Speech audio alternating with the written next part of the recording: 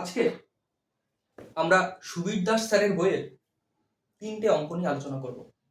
একটা অঙ্ক আলোচনা করব পুরনো বই থেকে, আর 2টো অঙ্ক আলোচনা করব নতুন যে লেটেস্ট বইটা আছে সেই বই থেকে। তো পুরনো বইতে যে অঙ্কটা 46 নম্বরে আছে 46, সেই অঙ্কটা নিয়ে আমরা প্রথমে আলোচনা করব। অঙ্কটাতে কি আছে? এক ব্যক্তি একই দামে দুটি দ্রব্য বিক্রয় করে একটিতে 10% লাভ ও অপরটিতে 5% ক্ষতি করল। মোটের ওপর লাভ বা ক্ষতির হার কত? তো আমরা দেখতে পাচ্ছি এক ব্যক্তি একই দামে দুটি জিনিস বিক্রি করেছে এবং প্রথমটাতে 10% লাভ করলেও সে পরেরটাতে কিন্তু 5% ক্ষতি করেছে। তাহলে একটা জিনিস আমাদের বুঝতে হবে যে কস্ট প্রাইস আর সেলিং প্রাইস, এই দুটো যদি আমি রেশিও আকারে বের করে নিতে পারি তাহলে আমার এই অঙ্কটা কিন্তু সোজা হয়ে যাবে, যদি না আমরা অন্য কঠিন অ্যাপ্রোচে করতে চাই। তো কি বলেছিল যে প্রথম বইটিতে 10% লাভ করেছিল। তাহলে আমি যদি ধরি যে প্রথম বইয়ের কস্ট প্রাইস ছিল 100 টাকা, তাহলে প্রথম বইটা বিক্রি করেছিল সে কতই? 110 টাকাতে। এবং দ্বিতীয় বইটাতে সে কি করেছে? 5% ক্ষতি করেছে। যদি দ্বিতীয় বইটার কস্ট প্রাইসও 100 টাকা হতো তাহলে সে বিক্রি করেছে কততে? 95 টাকাতে, তাই তো? এইবার বলেছে যে যদি তাই হয় তাহলে মোটের উপরে তার লাভ বা ক্ষতির হার কত, আর একটা শর্ত দিয়েছে যে তাদের সেলিং প্রাইস সমান হবে। সেলিং প্রাইস আমি পরে সমান করছি, আগে কাটাকুটি করে নিন বসে। এই শূন্য আর এই শূন্য কেটে যাবে। 5 দিয়ে 5 19 95 হবে, 5 দিয়ে 5 20 100 হবে। এইবার দুটো সেলিং প্রাইসকে আমি সমান করব কি করে? ওপরেরটাকে এই 19 দিয়ে গুণ করে দেবো আর নিচেরটাকে এই 11 দিয়ে গুণ করে দেবো। যেহেতু এ পাশে 11 দিয়ে গুণ করছি তাই এ পাশেও 11 দিয়ে গুণ করতে হবে। যেহেতু এ পাশে 19 দিয়ে গুণ করেছি তাই এ পাশেও 19 দিয়ে গুণ করতে হবে। ঠিক আছে? তাহলে আমাদের এ পাশে যে নতুন কস্ট প্রাইস সেটা আমরা কত পেলাম? সেটা আমরা পেলাম 190 টাকা। আর এ পাশে এই কস্ট প্রাইসটা আমরা পেলাম কত? এটা পেলাম আমরা 11 দুগুণী 22 220 টাকা। এ পাশে দেখি আমরা তো সমান করে নিয়েছি, তাহলে 19 কে 19 9 হাতে 1, 19 কে 19 আর 1 20, মানে 209 টাকা। এটাও তাহলে 209 টাকাই হবে। এইবার দেখো কস্ট প্রাইস দুটো 0 0 0, মোট যে কস্ট প্রাইস সেটা কত? 9 আর 2 11, 1 হাতে 1, 2 আর 1 3, 3 আর 1 4। তাহলে আমার যে টোটাল কস্ট প্রাইস সেটা হচ্ছে 410 টাকা। এবার আমার টোটাল যে সেলিং প্রাইস সেটা কত? 9 আর 9 18, 8 হাতে 1 20 20 40 আর 1 41, 418। এইবার দেখো 410 টাকায় কেনা, 418 টাকায় বিক্রি, তাহলে লাভ ক টাকা? লাভ হচ্ছে 8 টাকা। ক টাকার উপরে? 410 টাকার উপরে। তাহলে 410 টাকায় লাভ 8 টাকা, তাহলে 100 টাকায় লাভ কত? 0 0 কেটে যাবে, তাহলে আমরা পাবো কত? 80/41। তাহলে 80 ভাগ 41 যখন করবে 41 একে 41 আসবে, 1 থেকে 10 9 হাতে 1 4 5, এটা হবে 3। তাহলে 1 পূর্ণ 39 এর 41% লাভ আসবে, কারণ এখানে লাভ হয়েছে। তো এটা হচ্ছে 46 দাগের অ্যাপ্রোচ। আমরা কিভাবে 46 দাগ সহজভাবে করতে পারি, যদি কোনো রকম আমরা সূত্র মুখস্থ না করি তাহলে আমরা এইভাবে কিন্তু অঙ্কটাকে নামাতে পারি এবং খুব সহজেই হয়ে যাবে। আলাদা করে কস্ট প্রাইস বের করে নেওয়া, তারপরে সেটার উপরে আবার মানে ক্ষতি, এগুলো বের করার কোনো প্রয়োজন নেই। এভাবে করলে খুব সহজে হয়ে যাবে। আমরা পরের অঙ্কে চলে যাবো। কারণ যদি বুঝতে অসুবিধা হয় আরেকবার দেখে নেবে, একটু ব্যাক করে, আশা করি বুঝে যাবে। এবার আমরা যে দুটো অঙ্ক নিয়ে আলোচনা করব সেই অঙ্ক দুটো কিন্তু নতুন বইয়ের অঙ্ক। লাভ ক্ষতির কি আছে? প্রথমে আমরা যেটা নিয়ে আলোচনা করব নতুন বই থেকে সেটা হচ্ছে লাভ ক্ষতিতে 81 দাগ 81 নতুন বই। বলেছে ধার্য মূল্যের 1/5 অংশ ছাড় দিলে ছাড়ের 1/2 অংশ ক্ষতি হয়, ক্ষতির হার কত? ধার্য মূল্যের উপর 1/5 অংশ ছাড় দিলে, তাহলে ধার্য মূল্য মানে হচ্ছে কি? আমাদের ধার্য মূল্য আমাদের হচ্ছে মার্ক প্রাইস ধরে নিলাম। ধার্য মূল্য মানে মার্ক প্রাইস আমার 100 টাকা ছিল। এইবার বলেছে ধার্য মূল্যের উপর 1/5 অংশ ছাড় দেওয়া হয়। আরে 1/5 অংশ মানে কি? 1/5 অংশ মানে তো 5 20 20% ছাড় দেওয়া হয়।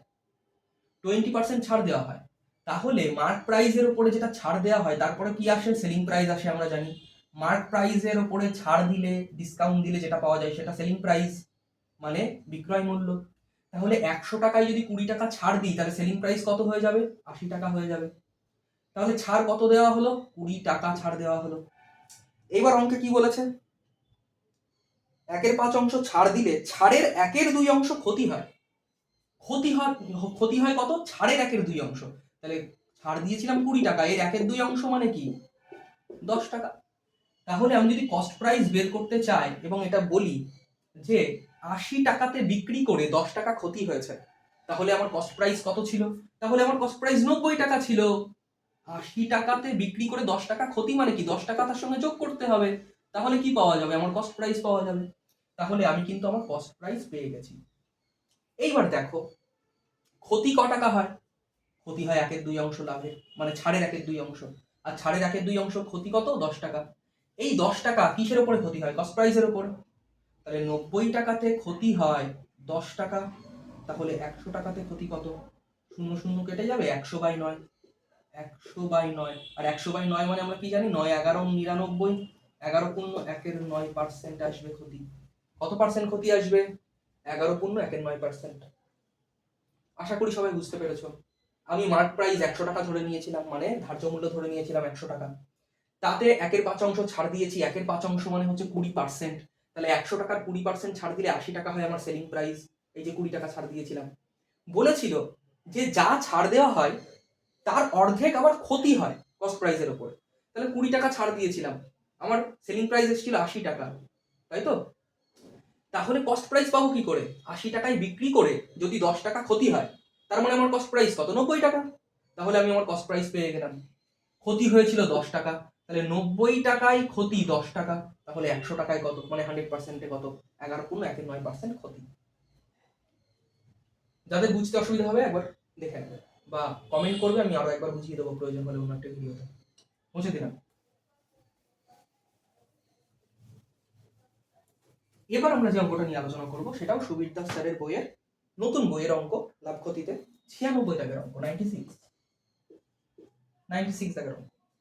কি বলেছে, 75 টাকায় 8টি পেন বিক্রি করে এক ব্যক্তির 25% ক্ষতি হয়।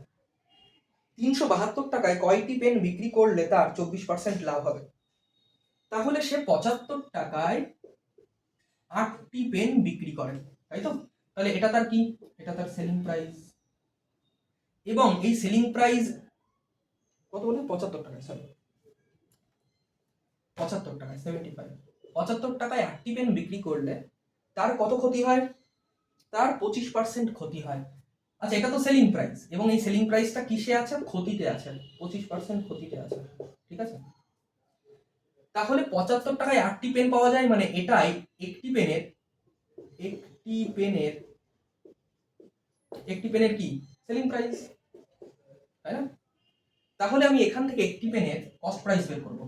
কিভাবে বের করব, 25% ক্ষতি মানে তো এটা, মানে একটি পেনের দাম। তাহলে আমি বলতে পারি 25% ক্ষতি মানে কি 75%। 75 মানেই হচ্ছে 75/8, 8 কেটে নিচে চলে আসলো, ইনটু আমার কস্ট প্রাইস সবসময় 100%, কস্ট প্রাইস সবসময় কত 100%, আর 100% মানে কত আমি বের করব, 75 কেটে যাবে, 4 দিয়ে কাটলে 2, 4 দিয়ে কাটলে 25। তাহলে আমার একটি পেনের কস্ট প্রাইসের দাম কত, কস্ট প্রাইস কত, 25/2 টাকা।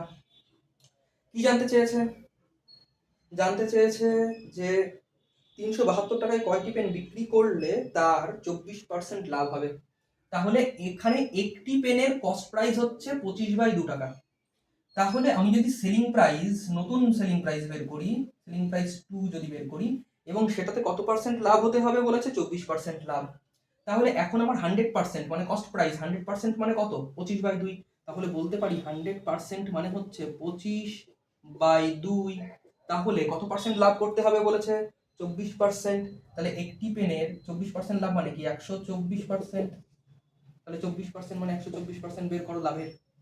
তাহলে 25 দিয়ে কাটলে 25 কে 25, 4 25 100, 4 দিয়ে কাটলে 3 4 12, 4 1 4। তাহলে 31/2, একটি পেনের নতুন সেলিং প্রাইস 31/2 টাকা, তাই তো। এইবার বলে দিয়েছে যে কত টাকায় বিক্রি করতে হবে? কত টাকায় বলেছে যে তাহলে 372 টাকায় কয়টি পেন বিক্রি করা যাবে? তাহলে 372 টাকা আর একটি পেনের দাম 24% লাভে 31/2 টাকা, তাহলে কটি পেন পাওয়া যাবে আমরা হিসাব করি। আমরা হিসাব করলে দেখবো 12 একে 12, 3 12 36, 12 দিয়ে কেটে দেবো 12, তাহলে 12 দুগুণি 24টি পেন বিক্রি করা যাবে। কতগুলি পেন বিক্রি করা যাবে? 24টি পেন বিক্রি করা যাবে। এই এতটাই, এইটুকুই, কঠিন কিছু নেই। আশা করি তোমরা বুঝতে পেরেছো। যদি বুঝে থাকো তাহলে কমেন্টে আমাকে জানাবে, আর যদি এরপরেও কোনো সমস্যা থাকে তাহলে আমি পরে আবার আলোচনা করে দেবো, কমেন্টে সেটা জানিয়ে দেবো। আচ্ছা, আমাদের নতুন ব্যাচ অফলাইন এবং অনলাইন ব্যাচ চলছে। যারা বনগাঁর কাছাকাছি আছো, মানে বনগাঁ থেকে রানাঘাট এবং বনগাঁ থেকে শিয়ালদা এই লাইনে বা এদিকে বাগদার দিকে যারা আছো, তারা চাইলে কিন্তু আমার সঙ্গে যোগাযোগ করতে পারো এবং অফলাইন ব্যাচে এসে যুক্ত হতে পারো। আমাদের অনলাইন ব্যাচেও তোমরা যুক্ত হতে পারো। আমি কমেন্টে আমার কন্ট্যাক্ট নাম্বার দিয়ে দেবো এবং ভিডিও ডিটেলসেও আমার কন্ট্যাক্ট নাম্বার দিয়ে দেবো। সেখানে হোয়াটসঅ্যাপ বা কল করলে অনলাইন ব্যাচ সম্পর্কে তোমরা জানতে পারবে। অনলাইন ব্যাচে এবং অফলাইন ব্যাচে দুটো ব্যাচেই কিন্তু ভর্তি চলছে। তো আজকের মতন এইটুকুই, ধন্যবাদ।